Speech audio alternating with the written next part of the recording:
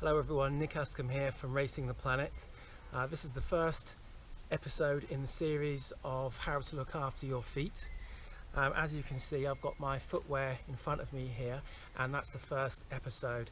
I enter this a little bit cautiously because everybody's got their point of view on footwear. There's so many different choices out there. It's an impossible subject to cover fully. So I'm just going to give you my opinion on what I think, and I'm going to tell you the actual characteristics of the shoes that you should be looking for, rather than the actual makes, models and brands that I'm recommending. So I'm not recommending anything, really just arming you to go out there and have a look yourself. Now, the first thing to say is that you're all great runners already. You've been in many races before, and you've had your own trainer journey up to this point. So look in your own cupboard first, see what you have got along with and what you haven't got along with, and there's a good indication there of what shoe is good for you in the desert. Now, the desert is it's obviously a very harsh environment to take yourself into, and whatever shoe you take into that environment as well, so you need to be very aware that it's up to the task. So you know, you've got your more trail end of things, which are a little bit more rough and tough. So they're maybe a little bit better at keeping the environment out and holding themselves together. But you've also got your road end as well, which, you know, I think they're more comfortable, and the ride is slightly better and more cushioning. So, you know, make your choice really on your own experiences up to date. So, as I say, I've got my own my shoes in front of me here. So I'm going to work along the line. This is my trail shoe. This is an Asics Fuji Trabuco. I love these shoes, they're great. It's actually sometimes fairly hard to find stability in a trail shoe. They tend to be a little bit more of a harsh ride. So, you know, it's definitely different from your road shoe. But still, really good option there. I mean, most people in desert races will be using a trail shoe.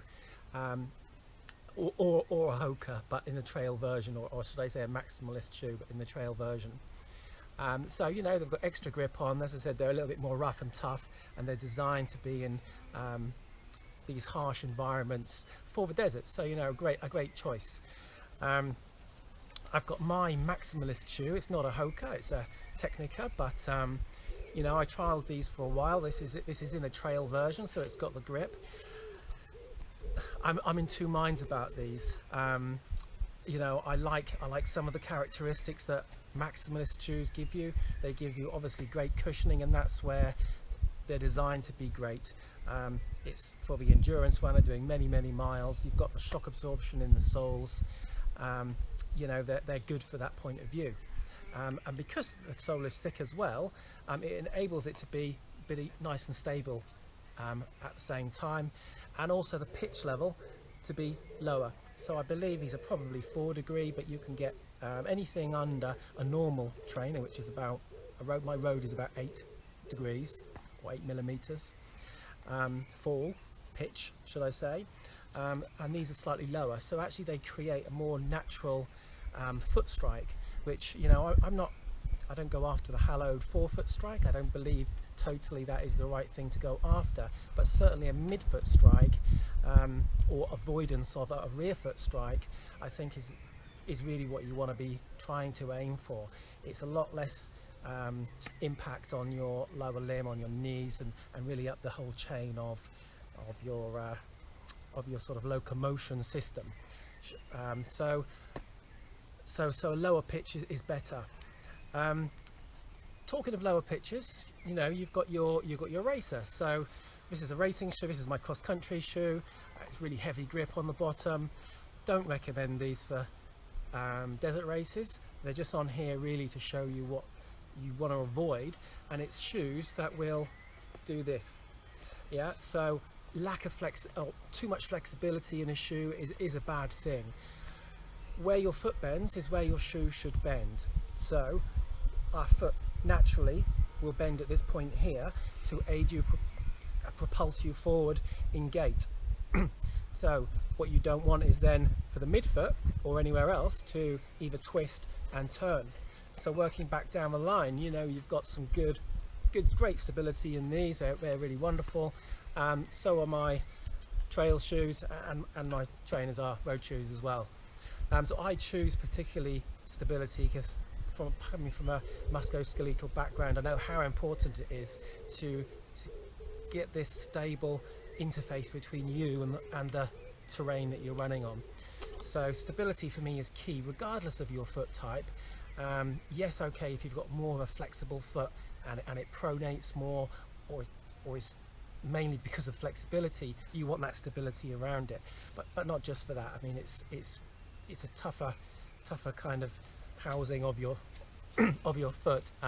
Gives it protection, gives it stability, and aids in the normal movement and propulsion, and stops this excess. Everybody has this excess kind of movement around, so it aids in this forward motion, this kind of hinge movement that we try and maintain in our running gait. So these shouldn't really be here. These are just for an example of what not to go for. They shouldn't be a choice. And then you've got your road shoe. Now you can't get more comfortable in my mind than a road shoe. They are lovely, lovely cushioned ride. They've got lovely cushioned uppers, and they're really quite comfortable. For me personally, this Asics GT 2000 was off the shelf comfortable. I can run, I'm going to say all day, not quite all day in them, but you know, they're really, really comfortable. So there is reason to say, you know, why can't you use these in the desert, you know, if they're that comfortable? If you get the same comfort level from a trail shoe, I would say go for the trail shoe.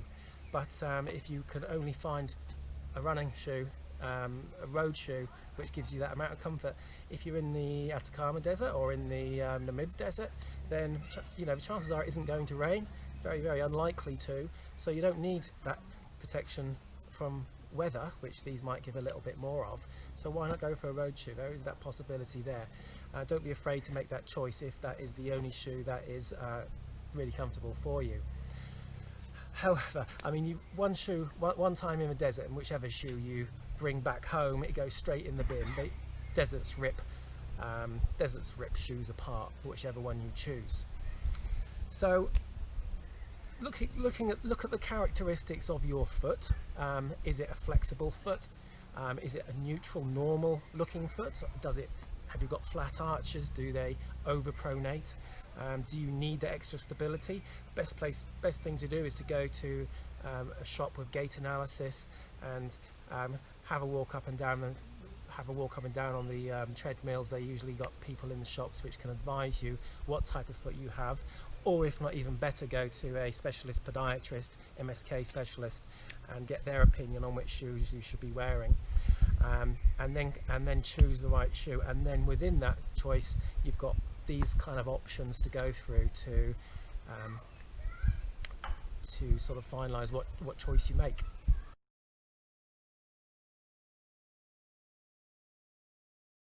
So moving on to footwear size.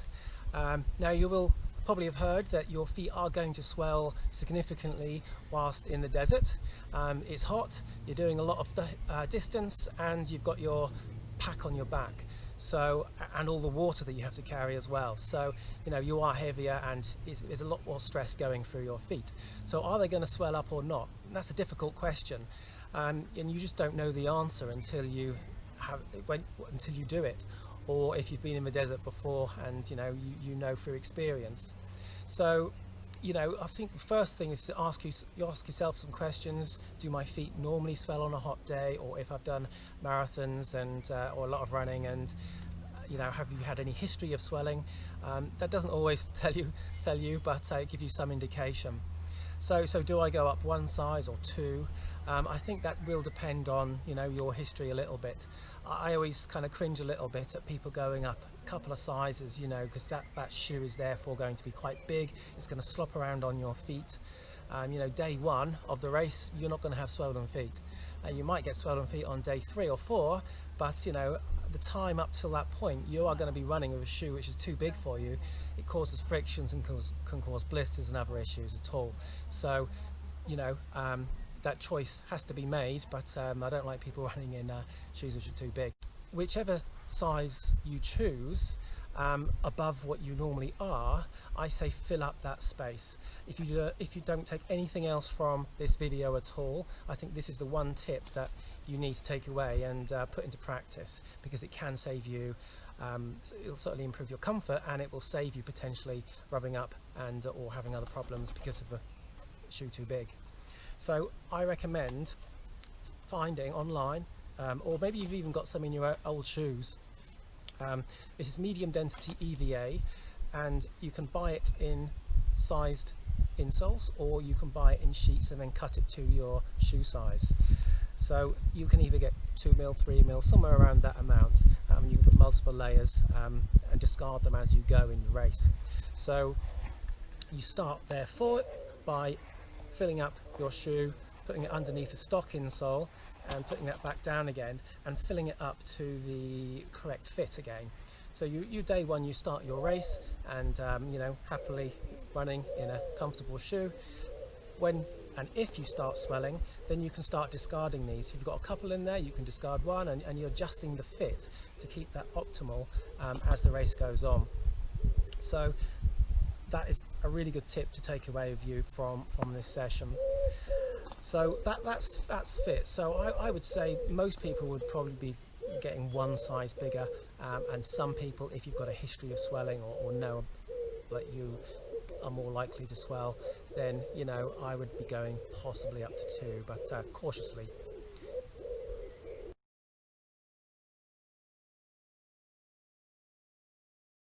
So next in line from your shoes is obviously your socks. Now it seems a really simple thing to say, you know, we all wear socks every day of the year, and you've got your favorite socks in your collection for running, as have I, but it's not always that simple, as is everything with this desert running. So this is my sock, and the first choice to make really is what height. Now the desert floor is a place where you can get grit, and sticks and scrub and things kind of flick up, so you really want protection is what you're looking for in a sock. So I want it to cover my ankle. So this is the sort of an ankle sock height, which is sort of almost halfway up the lower leg. It's quite a long ankle sock. It gives you that little bit of extra protection, and in my case I choose to put them inside my compression, so that folds nicely inside there and holds everything together. Now you can wear socks which are long below knee socks. Again, you know, that's a personal choice really. I prefer to have it in a system so I can chop and change if I like. It gives me more flexibility to decide what's what as the race goes. For whatever reason, I might choose to just not wear my compression that day, or you know, it saves kind of running around with them half down if you've got the full length ones. However, there is a lot of people out there who use a 2-sock system. So this is the outer sock, and then you have a sock underneath it. So you can get the toe socks, which go on and cover each toe, as I'm sure you're aware. There are some are called the Injinji sock range, or other toe socks, which then separate the toes. Now there's some reports that these are actually quite good in preventing blisters. So if you especially get blisters around the toes, on the tips of the toes or between the toes, so what we're trying to do with a toe sock is actually prevent some of that inter-toe rubbing and friction by putting a sock on first, a base layer sock or a summer sock, and then putting this over the top of that. It is tried and tested. Not everybody gets along with it or uses that system, but it is a lot of people do, and they found it really useful to them. So that's an option to try in training and see if you get along with it. The next in the chain is your compression. Now I've been using compression for years and years now. Initially I got compression because I got cramps in my calf muscle, and you know, I think it worked. I'm not sure, but I still sometimes get cramp, you know. But I think they're good in holding everything together. They offer you protection for your lower limb from the sun. So that's a good area where some people forget to actually cream on the back of their legs if they have got skin there, and from the desert floor again, so anything that flicks up, you've got that extra layer of protection underneath your gaiters, if you should be wearing gaiters, that is.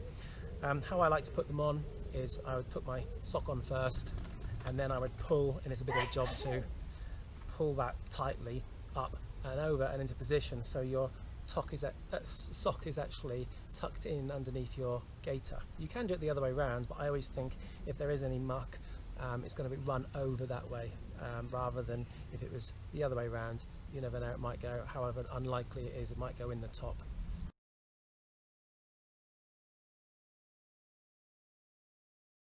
So the last piece of equipment in the system to protect your lower limbs and feet are your gaiters. Gaiters come in different shapes and forms and offer different amounts of protection. There are also different systems to fit them to the shoe. You can get trail gaiters, which offer the least protection but are the easiest to use. All they really do is go around the top and stop things getting inside the shoe from around the sleeve here. Good on trails but not great on sand. The nature of trainers is that they're aerated to allow moisture to escape and stop your feet getting too hot, so all these holes will allow sand and grit inside. So really what you're looking for is something that goes all the way over, starting at the sole of the shoe. So with the medium size gaiters and also the tall gaiters, they both have systems where you need to go and get Velcro stitched around the base, the sole of the shoe, professionally, and then in the gaiter it has Velcro also, which then goes onto that surface and stays there. It's sometimes tricky in whichever country you're in to actually source this, although Racing the Planet does offer a stitching service. If you look on RacingThePlanet store, then you'll see how to have that arranged. So the medium ones I kind of personally think are the better ones because they're smaller, they're not so intrusive. I think the longer ones you're more aware of wearing them, and they can actually, you can hear you coming a little bit because they do rustle. As your legs pass each other, they can rub slightly. The medium sized ones are more lycra, so they sort of hug the shoe a little bit better, and for that reason I think are less intrusive, and I would prefer those ones if any. But it does depend on which desert you're in. Gobi March has a day of sand and it's mainly grass and meadowland such like. The Namib Desert is full of sand, so you know, you might feel that actually I want to be more protected in the Namib Desert than anywhere else, and go for the longer ones. So look into the terrain you're going to be covering and then make your choice accordingly. So that's my overview of what to wear on your lower limbs in a desert race. Now, as I said, there's infinite amount of decisions there. First place to look is in your cupboard already. What are you used to wearing and what have you got along with in the past, and build on that. If you have any questions on what I've talked about today, please do contact me, nick@RacingThePlanet.com. And if you do want to have a look through the store, the Racing the Planet store, it's RacingThePlanetStore.com. I'll put the address up at the end, and have a look through what the options are and try and make some decisions on what you feel you're going to get along with. So my next episode is going to be preventing a blister. Really important thing. So I'll go through that next time, and in the meantime I hope you continue to enjoy testing some kit and training, of course, and I'll speak to you soon.